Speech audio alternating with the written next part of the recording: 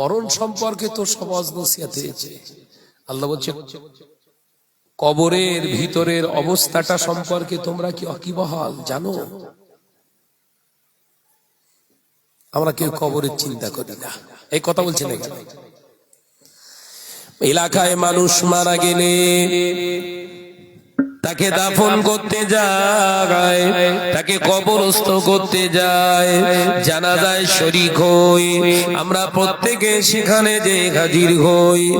এ নজরেরা, যুবকেরা, ছেলেরা, বাচ্চারা, পর্দানা সিনা মা ও বোনেরা, এলাকায় যে মানুষটা মারা গিয়েছে ওই মানুষটা আমাদেরকে জানান দিয়ে গেলে, আমাদেরকে বলে গেলে, আমাদেরকে দাওয়াত দিয়ে গেলে, এ আল্লাহর বান্দা বান্দীরা আমি চলে যাচ্ছি, এরপরে আসার সময় কিন্তু তোদের, আমি চলে যাচ্ছি, আমিও তোদের মতো দুনিয়ায় ছিলাম, আমার পরের কিন্তু টিকিট তোদের, অর্থাৎ দুনিয়ায় চলাফেরা করবে, কথাবার্তা বলবে, দুনিয়া জমিনে খাওয়া দাওয়া করবে, দুনিয়া জমিনে দুনিয়াদারি করবে, আল্লাহকে ভয় করে, হায়াতের দিকে খেয়াল করে। পৃথিবীর জমিনে আমিও তোদের মতো উদাসীন ছিলাম, আমি তোদের মতো দুনিয়াদারি করতাম, বিবি ছেলে পুলা টাকা পয়সা নিয়ে পেরেশানে ছিলাম। হঠাৎ একদিন আজরাইল আমাকে নিতে এলো, আমি 1 মিনিটের তবে সময়টা আরো বাড়াতে পারলাম না। কি হলো রে? কোথায় কি হলো রে বাবা? ভাই যা সব বিনাশ করে ফেললি বাবা। তাহলে যারা দুনিয়া থেকে চলে যাচ্ছে আমাদের কিন্তু বলে যাচ্ছে, এই শুনছে, আমি চলে যাচ্ছি, তোদের কিন্তু আসতে হবে। গন্তব্যস্থল কিন্তু একটা, এই দুনিয়ার জায়গাটা চিরস্থায়ী নয়। ও আমাদের স্মরণ করিয়ে দিয়ে বেরিয়ে গেল। এই দেখ, গতকালকে মাজমপুর বাজারে, হাড়োয়া বাজারে, ধনপোতা বাজারে খুব বাজার করেছিল, আজকে সেই বাজার খাওয়া হলো না। বিবি রান্না করেছে, পড়ে রইল, খাওয়া হলো না, আমাকে চলে আসতে হলো। এরপরে সিরিয়াল কিন্তু তোর। দেখ, আমি সাইকেল, মোটর সাইকেল, গাড়ি চেপে ঘোরাঘুরি করছিলাম, নিথর এখন খাটিয়ার উপরে শুয়ে রয়েছি। এই হালাতটা তোদের হবে। কবরস্থানে গিয়ে, মাইয়েতের সামনে গিয়ে একবার ওই চিন্তা মনে এসছে আমাদের, একদিন চলে যাব। দুনিয়া জমিনটা আমার জন্য চিরস্থায়ী নয়, ক্ষণস্থায়ী জিন্দেগি। এই জিন্দেগিটা শেষ হয়ে যাবে, আমার আবার একটা জিন্দেগি দান করবে আল্লাহ। ওই জিন্দেগির নামটা হলো আলামে বারজাখ, কবরের জিন্দেগি। এ বাজারেরা, যুবকেরা, ছেলেরা, বাচ্চারা, পর্দানা সিনা মা ও বোনেরা, ওই কবরের জিন্দেগিটা যারা খারাপ হয়ে যাবে, ওই কবরের জিন্দেগিটা যারা দুঃখ হয়ে যাবে, ওই কবরের জিন্দেগিটা যারা আযাবের হয়ে যাবে, আল্লাহ নবী জানিয়ে দিলে মানুষের মরণের পরে প্রথম মঞ্জিলে হলো কবর। ও আমার সাহাবীরা, আমি নবী জানিয়ে দিলাম, কবরে যে ব্যক্তি ধরা পড়ে যাবে সে ব্যক্তিটা ফুলসিরতে ধরা পড়ে যাবে। কবরে যে ব্যক্তিটা আযাব ভোগ করবে মিজানের পাল্লায় সে ধরা পড়ে যাবে। কবরে যে ব্যক্তিটা আযাবের ভিতরে থাকবে ময়দানের মাহশারে আল্লাহ দরবারে ধরা পড়ে যাবে।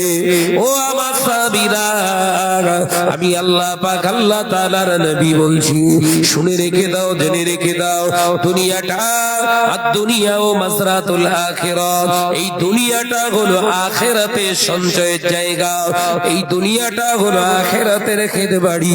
এখানে যতদিন দুনিয়াদারি করবে, আখিরাতের চিন্তা করে করবে, বিবি ছেলে পোলা কাজ কারবার ব্যবসা বাণিজ্য যতটুকু করবে যেন আখিরাতে লস না হয়ে যায়। এখান থেকে যা কিছু আমরা দুনিয়াতে করব যা তার বিনিময়ে যেন আখিরাতে নাজাত পেয়ে যায়।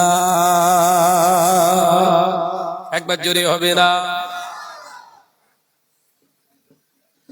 এ নজনেরা, যুবকেরা, ছেলেরা, বাচ্চারা, অর্ধানাসীনা মা ও বোনেরা, আল্লাহ কোরআনে জানিয়েছে ওমা খালাকতুল জিন্না ওয়াল ইনসা ইল্লা লিয়াবুদুন, আমি জিন এবং ইনসানকে সৃষ্টি করেছি কেবলমাত্র আমার ইবাদতের জন্য, আমার উপাসনার জন্য।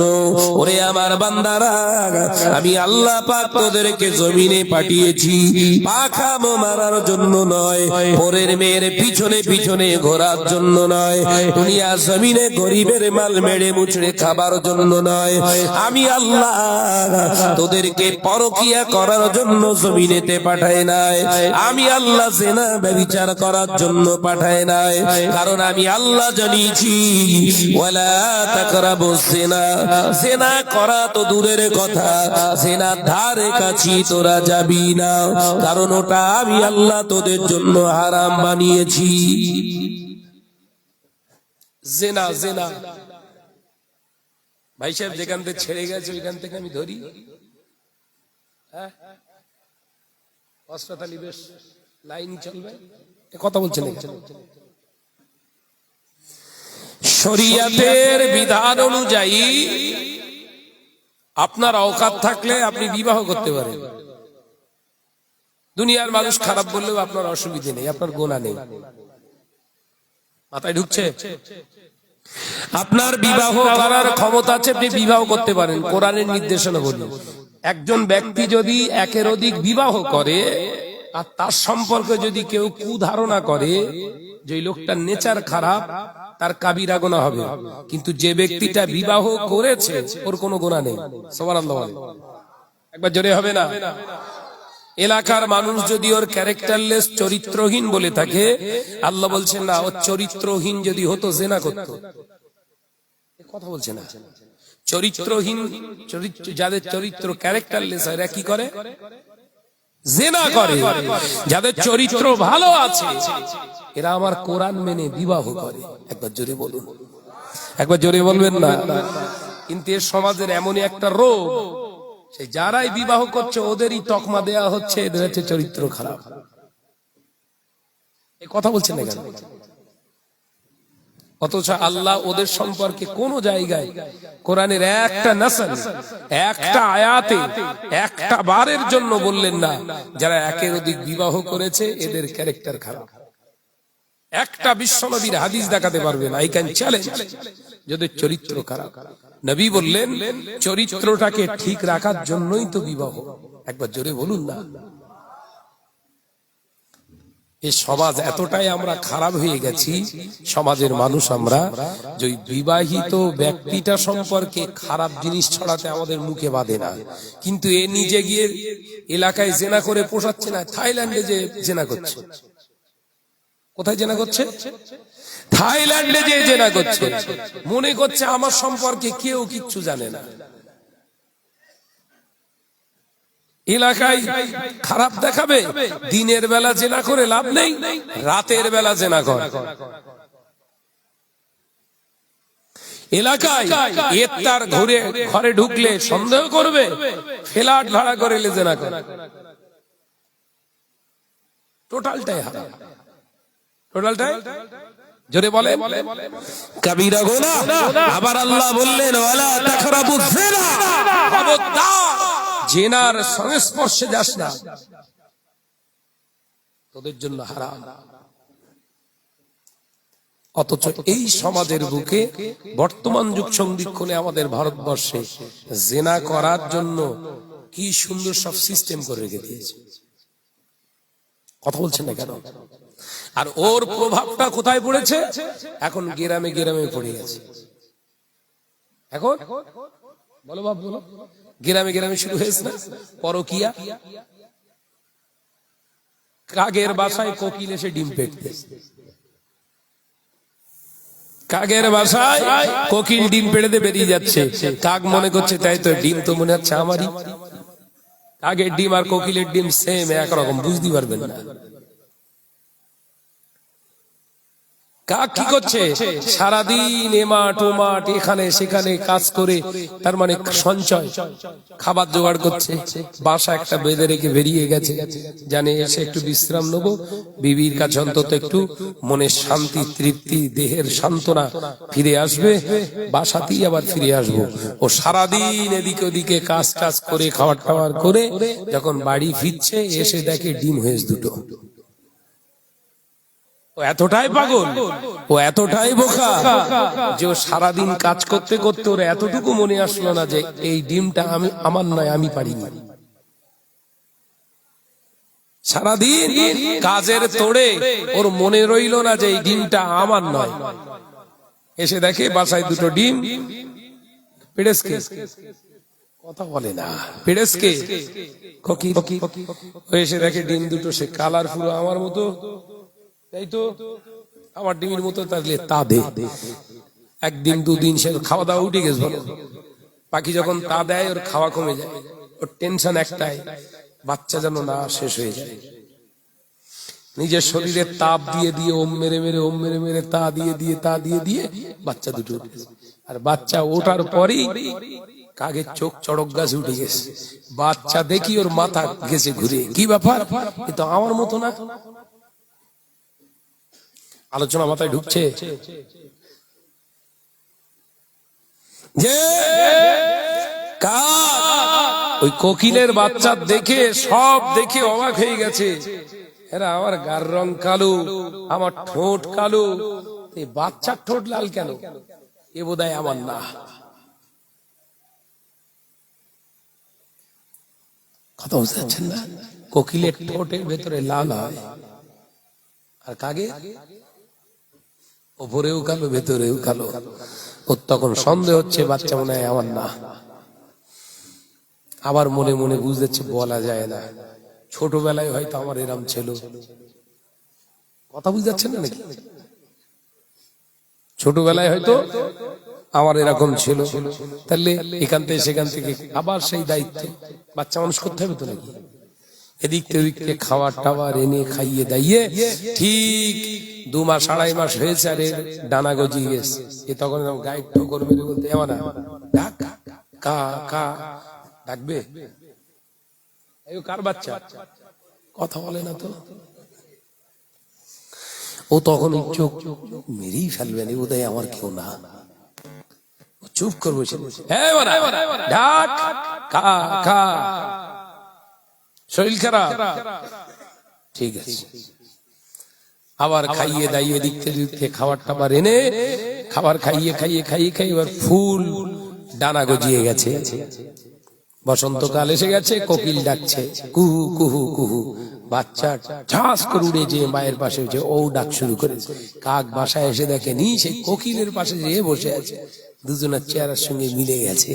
কোকিল তখন বলছে এত খাটনি খাটলুম, এত কিছু করলাম, লাস্ট পর্যন্ত কোকিলের বংশ হলো। আর আলোচনা বুঝতে পারেননি বলো ভাইরা, আমার নজনেরা যুবকেরা ঘরের বিবিকে ঘরে রেখে চলে গেলে, দিনের পর দিন কাজ করলে, টাকার পিছনে ছুটলে। টাকা কি হবে বাবাজি? টাকাটা নিজের বউকে ভালো খাওয়ানোর জন্য, নিজের বিবিকে ভালো পড়ানোর জন্য, নিজের সন্তানদের মানুষ করার জন্য দিনের পর দিন রাতের পর রাত খেটে খেটে খেটে খেটে ওই পুরুষটা পাগলের মতো হয়ে গেল। এই সুযোগে অন্য বেগানা পুরুষের সঙ্গে অবৈধভাবে ফোনে কথা বলে, তার সঙ্গে কুটুম পাতিয়ে সম্পর্ক করে, অবৈধ সম্পর্ক করে, অবৈধ মেলামেশা করে পুরুষের উপরে, স্বামীর উপরে চাপিয়ে দেয়া হলো। এটা তোমারই সন্তান, এটা তোমারই সন্তান। সন্তান হলো, ভূমিষ্ঠ হলো, সন্তান ভূমিষ্ঠ হয়ে যাওয়ার পরে তার খাওয়া দাওয়া করানো, নিজের বাচ্চা হিসাবে মানুষ করলো। কিন্তু না না না, ওই বাচ্চাটা যখন বড় হলো ওই বাচ্চাটার বাপকে দেখতে চাই না। তার কারণ হলো আসলে ওর জন্ম দেওয়া তো বাচ্চা নয়, অন্যের বাচ্চা হওয়ার কারণে ওর পিতা মাতাকে সম্মান করতেও চায় না। ও নওজওয়ানেরা, যুবকেরা, এর কারণ অন্য কিছু নয়।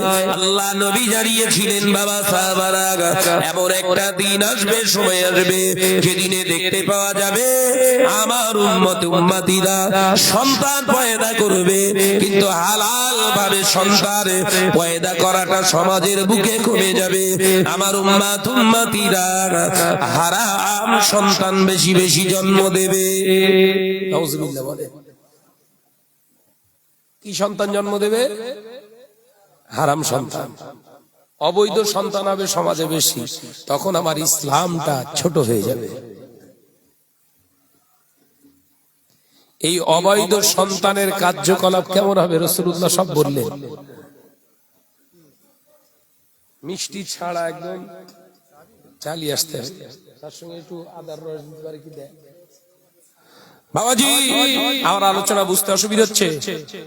আপনার ঘরের বিবিটা আপনার সঙ্গে বিশ্বাসঘাতকতা করেছে, আমানতের খেয়ানত করেছে, ওর জন্য তো জাহান্নাম ফ্রি। যে ঘরের নারীটা স্বামীর অলক্ষ্যে, স্বামীর চোখের আড়ালে স্বামীর বিশ্বাস ভেঙে দিয়ে যারা অবৈধ সম্পর্কে লিপ্ত হয়েছে, এদের ঠিকানা তো জাহান্নাম, লা শাক্কা ফি, কোনো সন্দেহ নেই এর ঠিকানা জাহান্নাম। তিনটি কারণে একে জাহান্নামী করা হবে।